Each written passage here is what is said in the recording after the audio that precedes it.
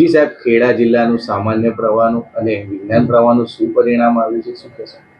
જી, ગુજરાત માધ્યમિક અને ઉચ્ચતર માધ્યમિક શિક્ષણ બોર્ડ દ્વારા ફેબ્રુઆરી-માર્ચ 2025માં જે પરીક્ષા લેવાયેલ છે ધોરણ 12ની, એનું પરિણામ જાહેર થયેલ છે.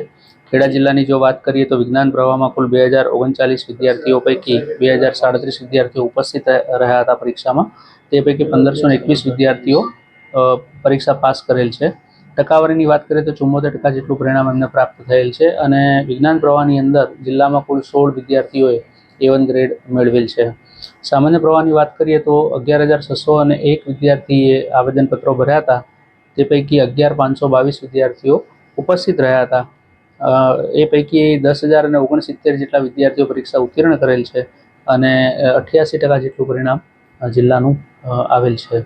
A1 ગ્રેડની વાત કરીએ તો કુલ 44 વિદ્યાર્થીઓએ સામાન્ય પ્રવાહમાં A1 ગ્રેડ મેળવેલ છે. આ વિદ્યાર્થીઓ જે નાપાસ થયેલા છે એમને આપ શું સંદેશ આપો? આ એક પરિસ્થિતિ છે અને સફળતા નિષ્ફળતા સાથે ન જોઈએ અને જીવનમાં આપણે જે એફર્ટ્સ મૂક્યા હોય એમાં કોઈ કચાશ રહી ગઈ હોય, આપણું આયોજન જે પણ કર્યું હોય, જે સ્ટ્રેટેજી એપ્લાય કરી હોય એમાં જો કોઈ ક્ષતિ રહેવા પામી હોય એના કારણે આપણને ઘણી વખત અપેક્ષિત પરિણામો મળતા નથી હોતા. તો એ જે આપણી ભૂલો રહી ગઈ છે, ભૂલોને સુધારી અને જીવનમાં આગળ વધવાની વાત છે.